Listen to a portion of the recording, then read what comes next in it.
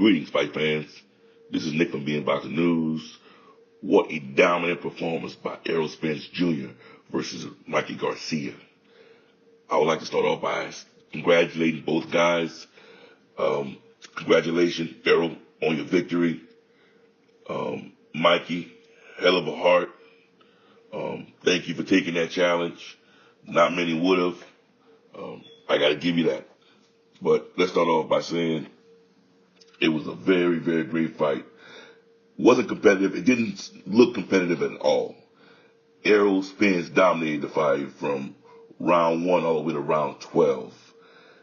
He was throwing right jabs, hooks, going to the body, and he was killing them with that straight left all night long.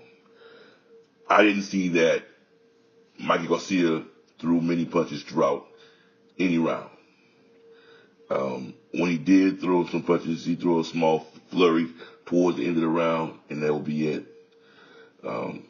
He had no answers for Errol the Truth. He had no answers at all. Errol didn't use his size and bulldoze him like many thought that he would. Errol actually boxed Mikey Garcia. Errol was actually, and he displayed the better boxer, the better fighter, better IQ. EJ showed him and displayed to him a lot of his skills that many thought that he didn't have. He was able to box from the outside, and whenever they did get close on the inside, he was able to box from the inside.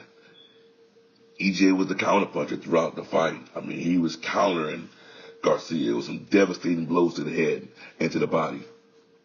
And Garcia, I mean, he absorbed those punches. But I would definitely say if Garcia would have engaged more, it would have been a knockout. It would have been definitely a knockout. He done more trying to get away from EJ than anything else.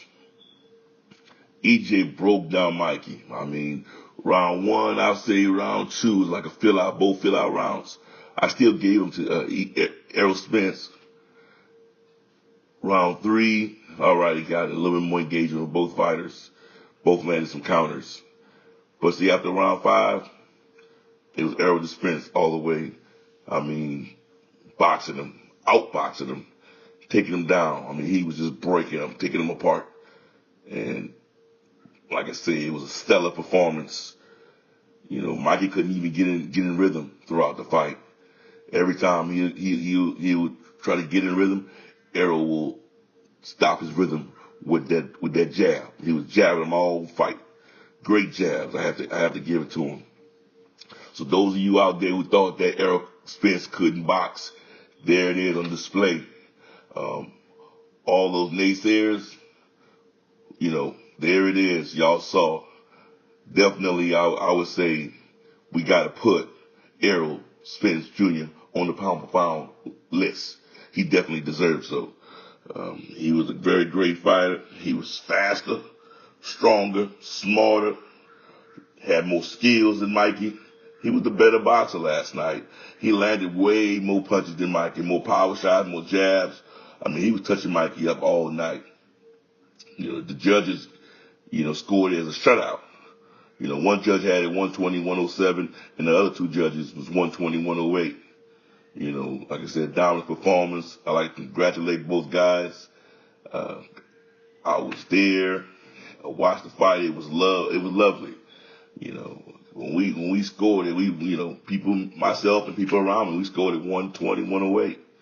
You know, Errol Spence didn't get the knockdown as most of us predicted, but he caused a lot of damage to Mikey. A lot of times they say when you go through a brutal fight, and you take so much damage, man, that could take off some years from your career.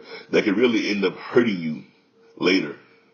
You know, let's hope that that's not the case for Mikey Garcia, who, you know, like I said, we take our hats off to him. He's a great fighter. He has heart. As it seems, as he said, his brother said, he's going back down to 140. But they got to remember, they got that dog in 140, Regis Prograis. You know, so they may want to think about going down to 135 and deal with Lomo first before they come up to that 140, and they got to deal with that dog from New Orleans, Louisiana, Regis Prograis. But outside of that, I thought it was a lovely fight. It was a dominant performance once again. Had everyone to their feet all night long. Everyone enjoyed seeing EJ putting on a stellar boxing show. That's what we're going to call it. Because many people didn't think that EJ could box. And EJ put it on display. Now it opens up to talk EJ versus Bud Crawford. Now that everyone saw that EJ can box, do they still think that Bud Crawford can beat him? Because now you're talking about two boxers, but one with more strength and bigger. So it opens up a whole nother can of worms. EJ is a hell of a boxer. I got to give it to him. Definitely going back to Garcia got a hell of a chin. He took some nice shots to the head, nice shots to the body. He didn't fold, but as I said earlier, if he would have engaged, he would have folded. He would have folded. But, guys, make sure you subscribe to my channel, hit the bell icon, comment below, and thank you for listening and checking me out. Be in Boxing News. Peace.